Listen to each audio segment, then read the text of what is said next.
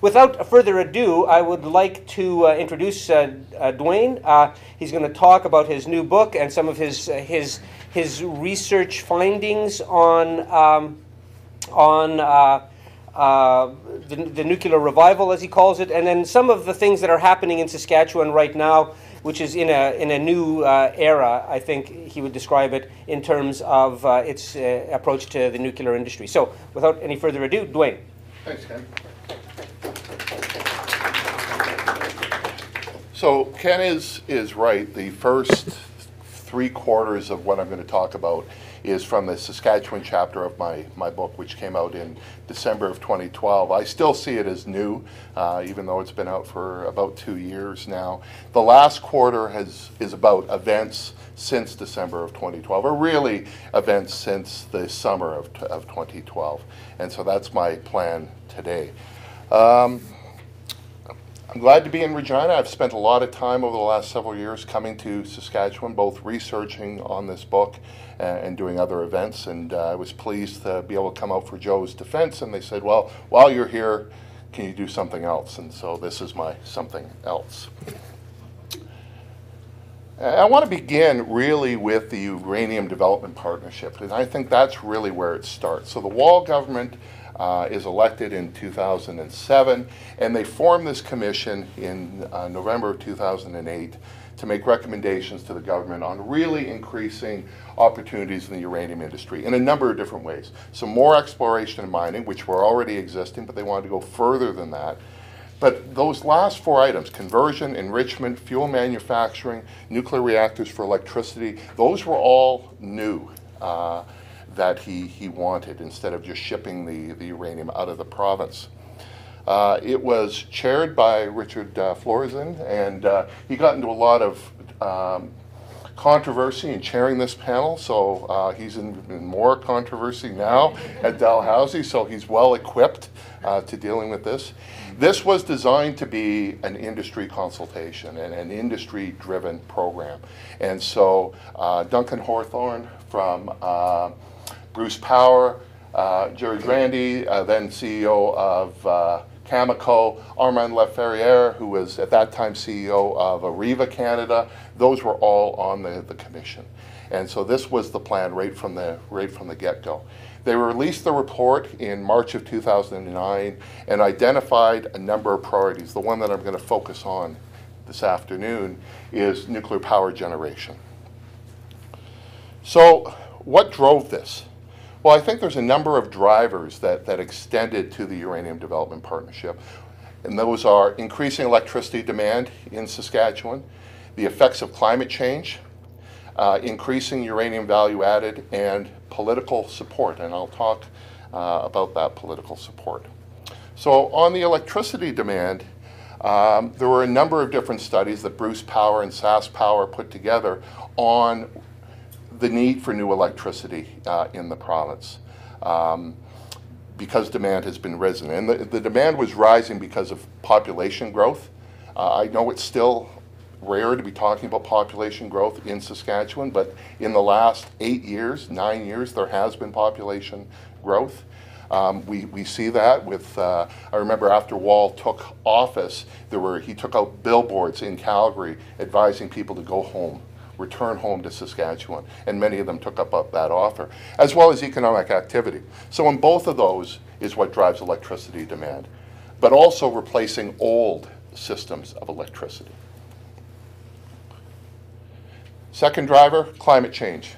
Over 60% of electricity in Saskatchewan currently comes from coal and natural gas.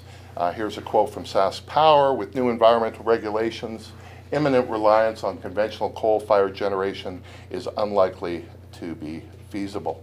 And so dealing with climate change, we can see illustrations outside the nuclear field, like the carbon capture project at Boundary Dam, but others as well.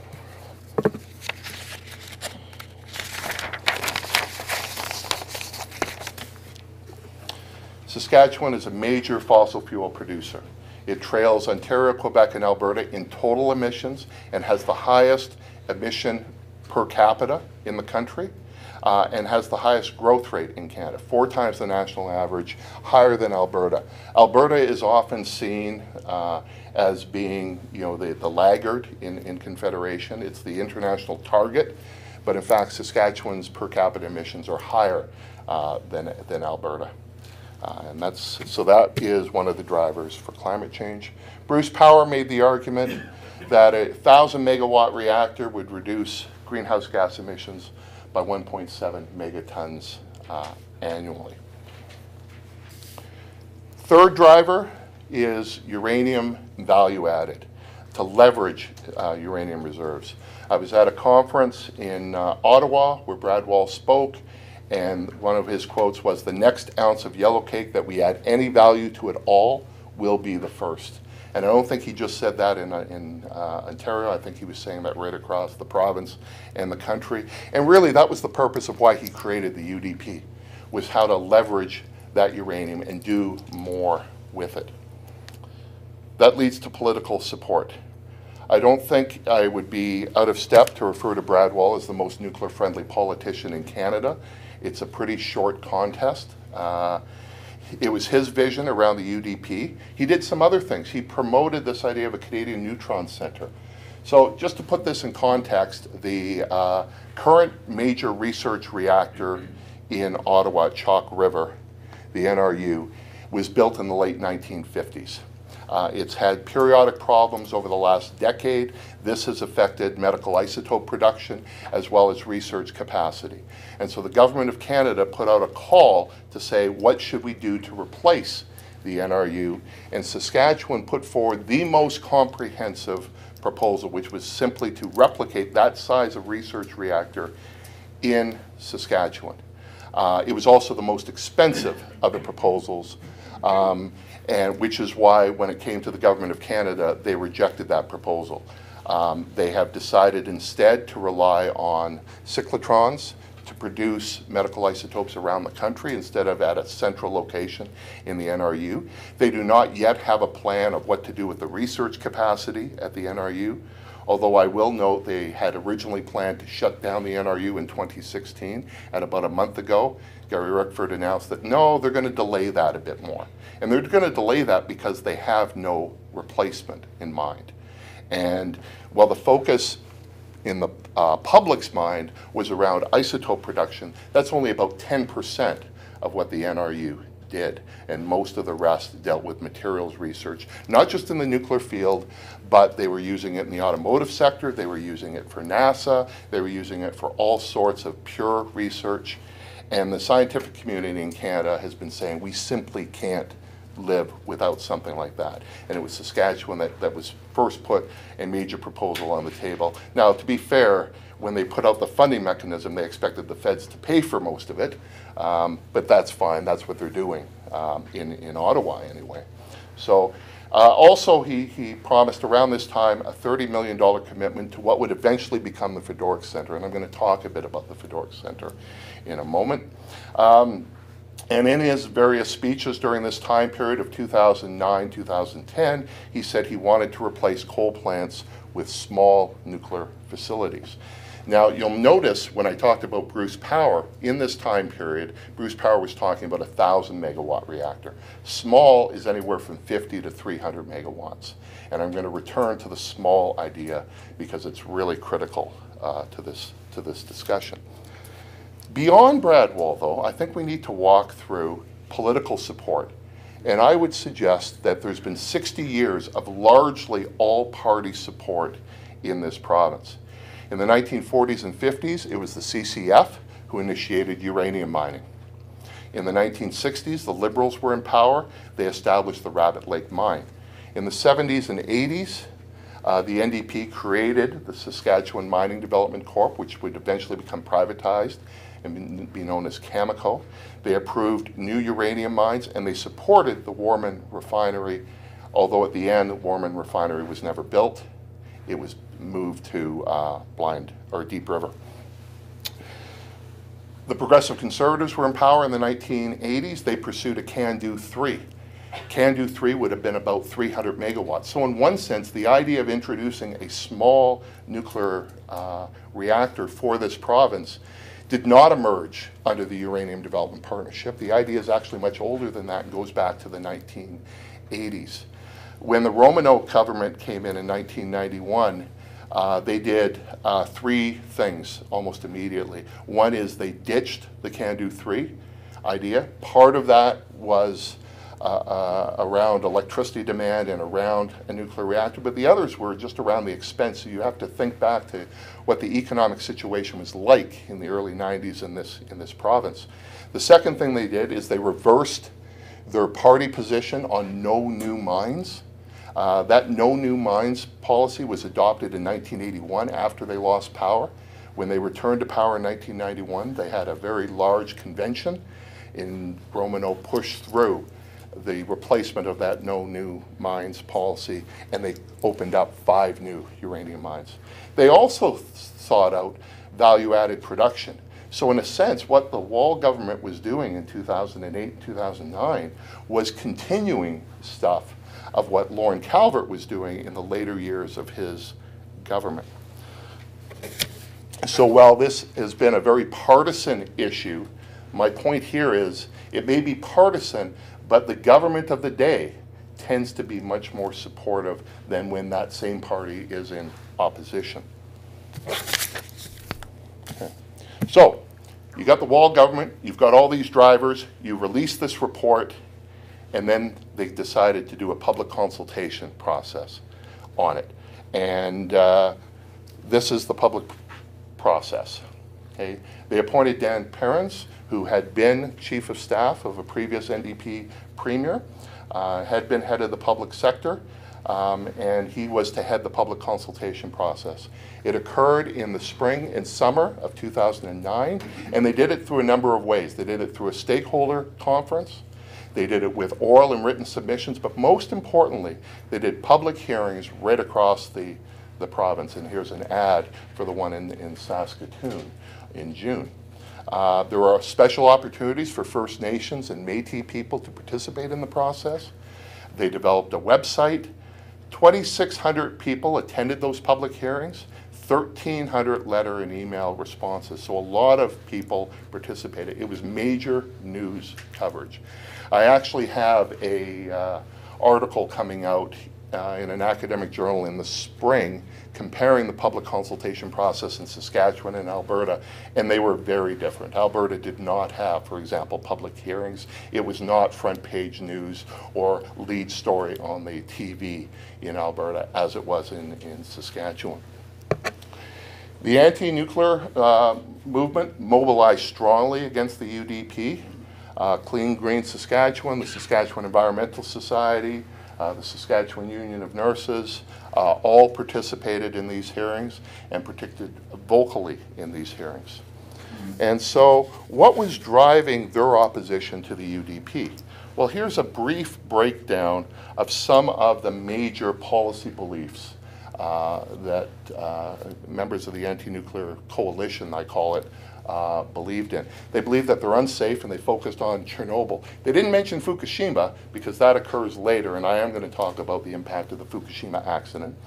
They say that the entire fuel cycle, right from uranium mining at the beginning to waste disposal at the end, creates radiation, which causes cancer. They point out that reactors produce nuclear waste that lasts for hundreds of thousands of years.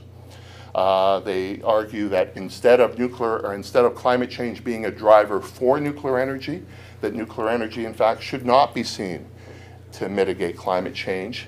And they make that case in a couple ways. They say, first, if you look at life cycle emissions, that there are emissions created at the uranium mining level. There are enrichment issues that create greenhouse gas emissions. And so right through the fuel cycle, there are emissions. And second, instead of using money on nuclear energy, it should be devoted to conservation, electricity conservation, and renewable energy sources, geothermal, wind, solar.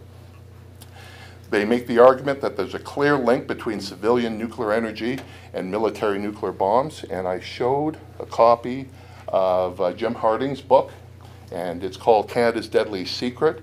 And much of it is about the role of Saskatchewan uranium in nuclear weapons production around the world.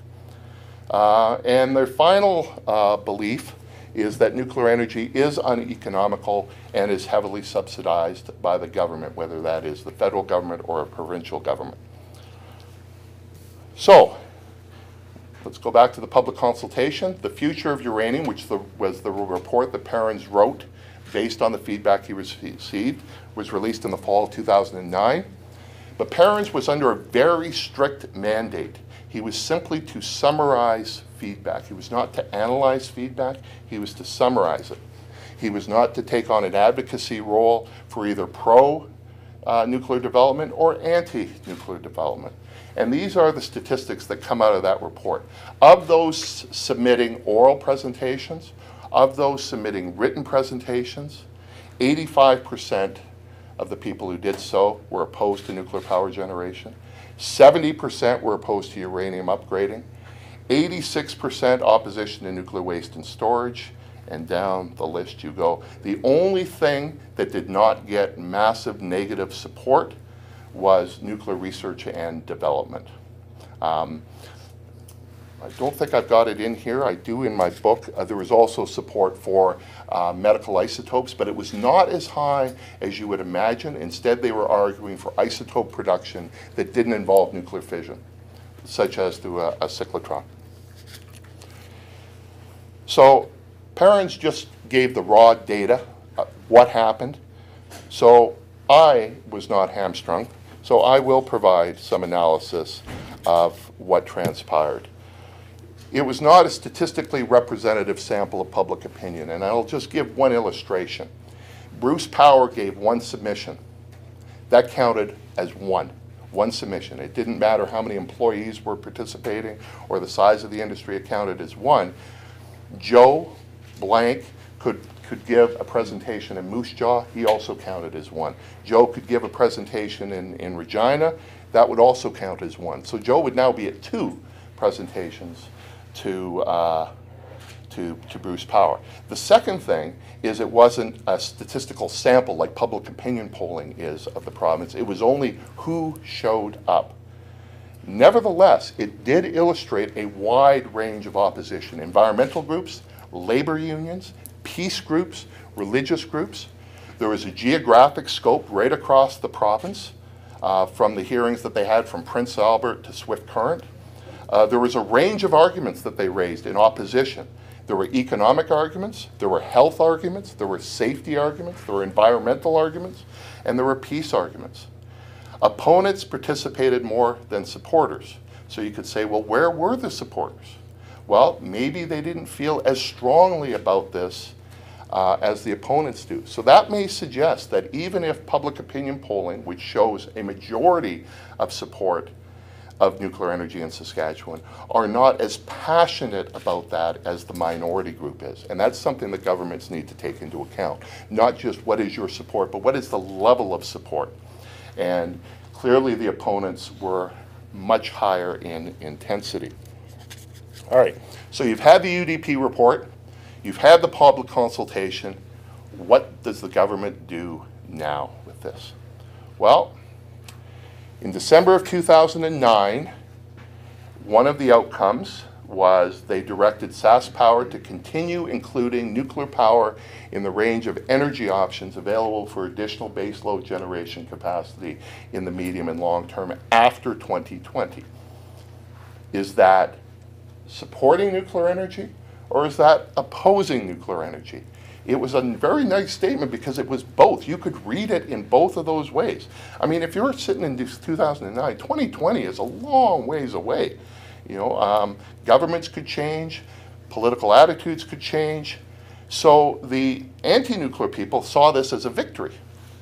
The pro-nuclear people also saw this as a victory because they know how long it takes to build and license and operate a reactor that it could take 10 years to do. So this was actually a really ingenious way for the government to say, you're both right. Okay. So we need to look at events past December 2009. I will take the view here that they're much more supportive of nuclear energy, as the UDP was, than the public consultation was, and that this was a message for that. So how can we reconcile it? Well, one argument could be that the Wall government is, and this is a quote from one of the groups that participated in the public consultation process, they called the Wall government massively pro-uranium and pro-development. I would suggest that the Wall government delayed the reactor decision much more so based on cost issues than other factors. So it was less about the public consultation than it was dollars and cents. We also need to look at the gap between Wall's vision and public concern over nuclear energy.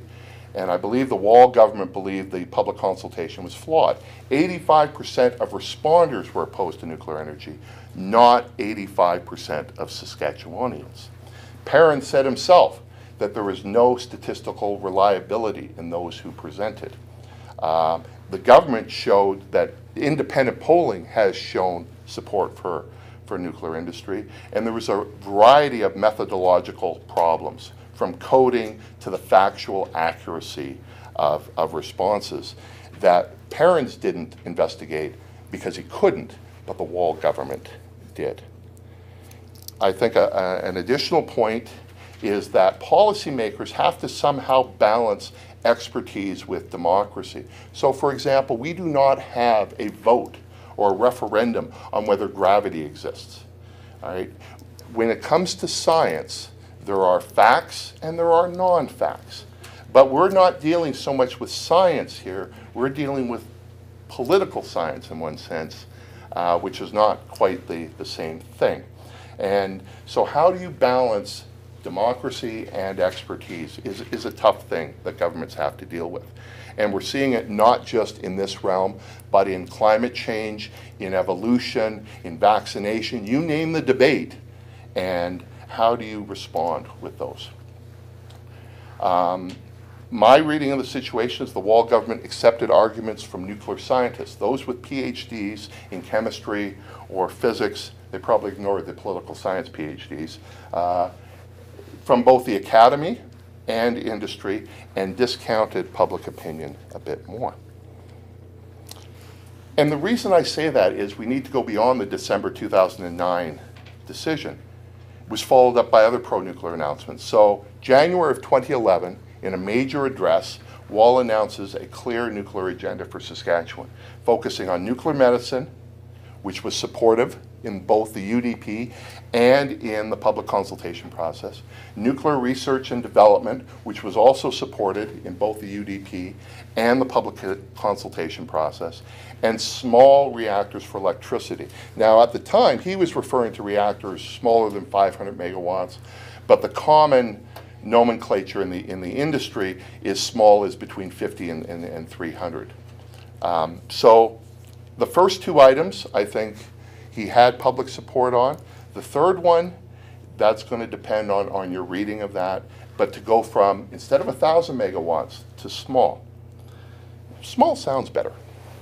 Okay. But there's also reasons for small that deal with the size of the grid in Saskatchewan and the possibility of cost issues. And so at the end of today's presentation, I'm going to talk a lot more about small reactors. So this is in January of 2011. 2 months later, we have the Fukushima nuclear accident. So there's an example. This is where you can see Fukushima is along the northeast coast, far away, 150 kilometers from Tokyo. Japan, the islands of Japan it's a small country. So on the map, it looks like it's a fair distance, but it's closer than Saskatoon is to Regina. It was a 9.0 earthquake, a massive tsunami, and a loss of electricity. It was a triple disaster that killed 25,000 people. Not the nuclear disaster didn't kill 25,000 people. The earthquake and the tsunami did. So when the earthquake hit, the reactor operated the way reactors should. It shut itself down. The problem was the tsunami. The tsunami went over the walls that they had produced, and it hit the generators. Unfortunately, the generators were in the basement of the building, And so they were contaminated with water, so the generators kicked out and were useless. So there was a loss of electricity. This is where the problem lies. It's not the fact it was hit by an earthquake. It's not the fact it hit by a tsunami. It was the loss of electricity. Because imagine you're driving a car and you turn the car off. Okay? Turn the engine off. Is the engine still hot? I'm asking. Yes, yes it is. Okay. Well, imagine a reactor, okay, and how hot that is. So to cool it, you need to keep funneling water through to cool down the reactor core. The reactor will be getting cooler just by natural fission process, but it's still extremely hot. So you need water. Well, you need to pump that water through because you don't have access to the reactor core. It is in a containment dome of 10 feet of concrete and steel. So you have these pump systems that put the water through the reactor core. Okay. Problem is the pumps operate on electricity. You don't have electricity, so you have a problem with the loss of coolant. There were all sorts of issues that occurred, but eventually the situation was contained. I will say, okay, and this is not controversial, this is based on stuff that's come out of the World Health Organization, the International Atomic Energy Agency, who have all been doing studies on this. One person died because of the reactor accident, and it was someone on a crane who got knocked off his crane when the earthquake hit. The 25,000 people that died were due to the earthquake, to the tsunami, and to the evacuation. More people died being evacuated from Fukushima than died because of the reactor accident, mainly elderly people. And so that's where the 25,000 dead comes from. Okay.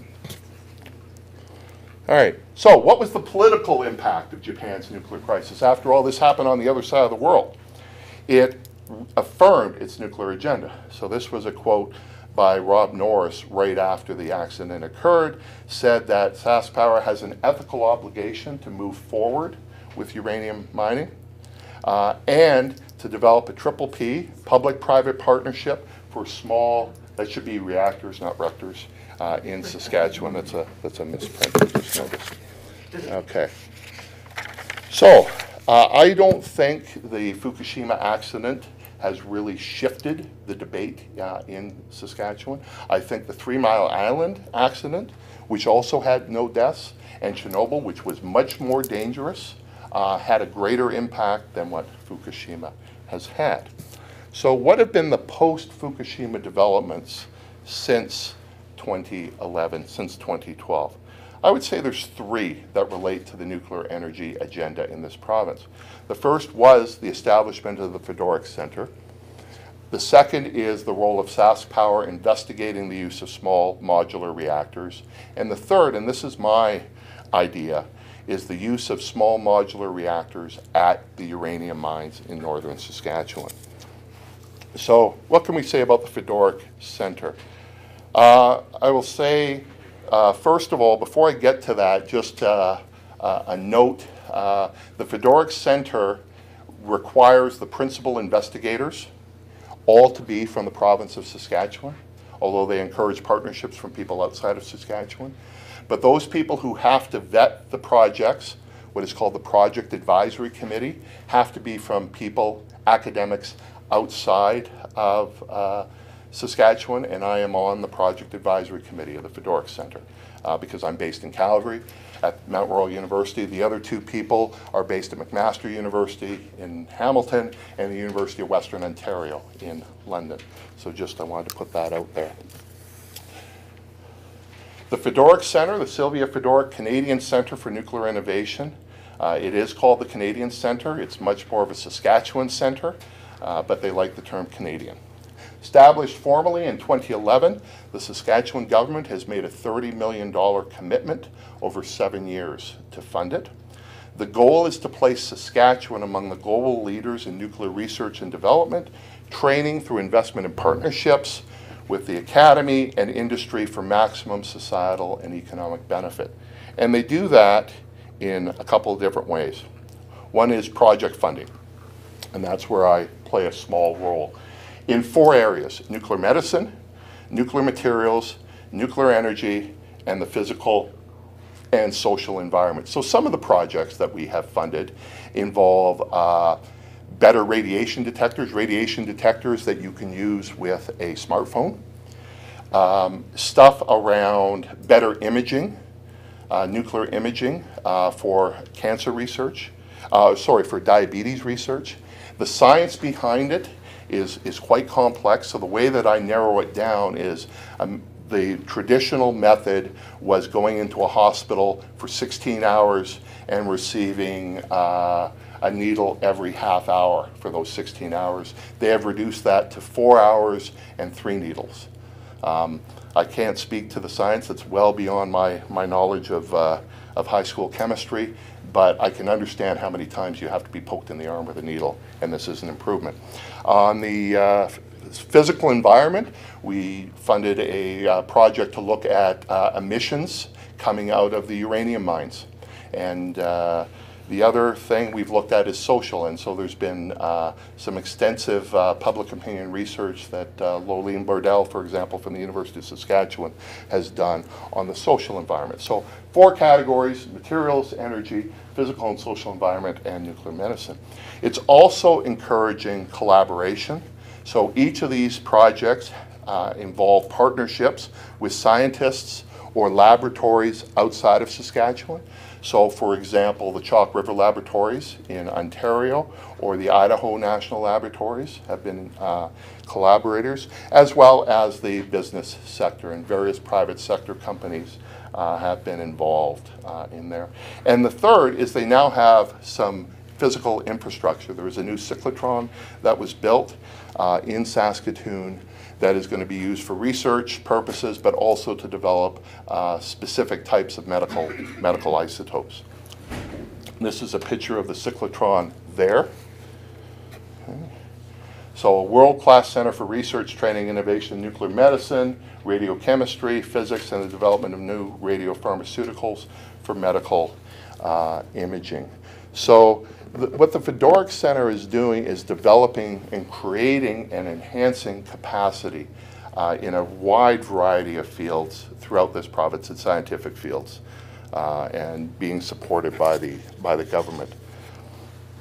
The second development has been the investigation by SaskPower of small modular reactors. And here's a more recent quote from the current CEO, Robert Watson, talking about the size of the Saskatchewan grid. You don't want a situation where you have a very large power plant that would represent 20% or 15% or 25% of electricity in a province. That could be a problem if it ever gets shut down for repairs or maintenance or what have you. And a good example of that is the Point Lepreau reactor in New Brunswick, represents 1/3 of electricity in that province. What that meant was when they shut it offline to do a refurbishment project, they had to import 33% of their electricity because they didn't have that capacity. So you don't want any single plant to represent that. In the case of Ontario, Ontario electricity, about 60% of Ontario electricity comes from nuclear, but not from one plant, from 20 different reactors in different locations. So there's a couple issues. One is you don't want to be dependent on one plant. The second is the size of the grid. But smaller reactors are being developed, and there's a lot of R&D going around the world on smaller reactors. And this is not new technology. Aircraft carriers have small nuclear reactors running them. Same thing with nuclear submarines. I don't mean nuclear weapons on a submarine. I mean a nuclear-powered submarine that allows a sub to go under the Arctic Ocean and go underwater for months at a time that a diesel-generating submarine could not do. These were all developed in the 1950s. The problem is the Soviet defense system was not particularly interested in cost issues. The U.S. Defense Department, not particularly interested in cost issues. So it's how to take that old technology and make it cost effective for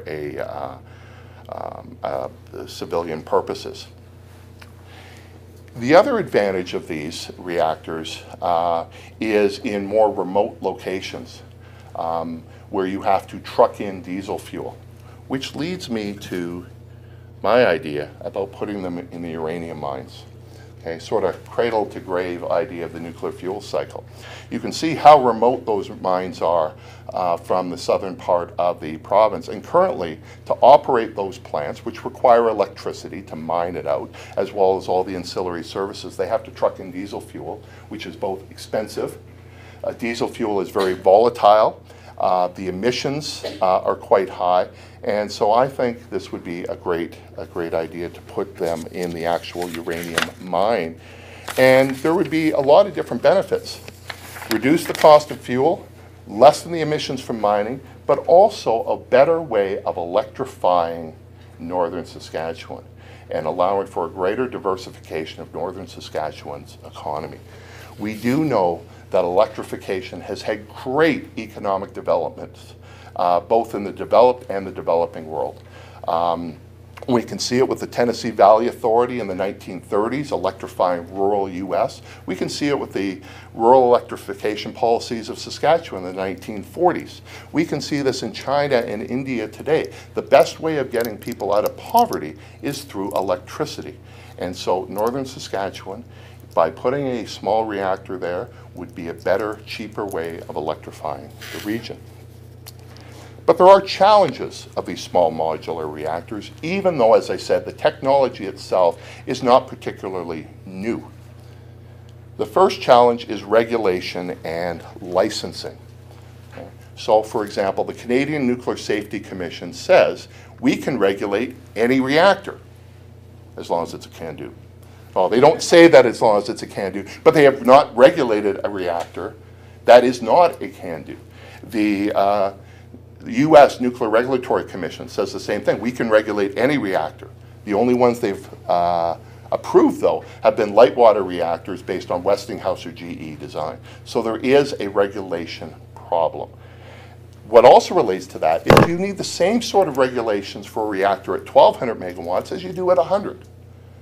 Do you just scale down the regulations, or do you have to keep the regulations the same at all of those? So there's some really interesting questions and that's my current project, is to investigate those sorts of occasions. The second is civilian prototypes have not really been built. I could show you a sheet of about 25 different companies working on reactors.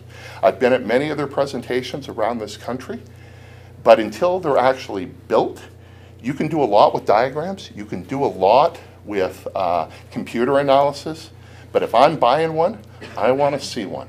It would be like buying a car and saying, well, here are the blueprints. Can I test drive it? No, but here are the blueprints. No, I want to test drive my car before I buy it.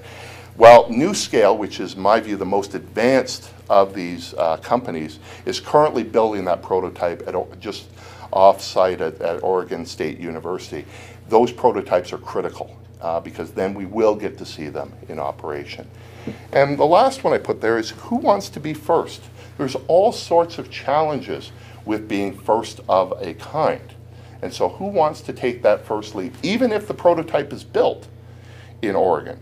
And in fact, there's an operating reactor in Siberia. But do we want to base ourselves on the Russian regulatory rules? I would suggest not. Putin is not someone I would admire for his knowledge of democracy and scientific evidence and things like that. So while it's operating in Siberia, I want to see something in the West. And who wants to be first? And so the last thing I want to do here before we open up for questions is just to throw out the sort of so what questions. Where are we now?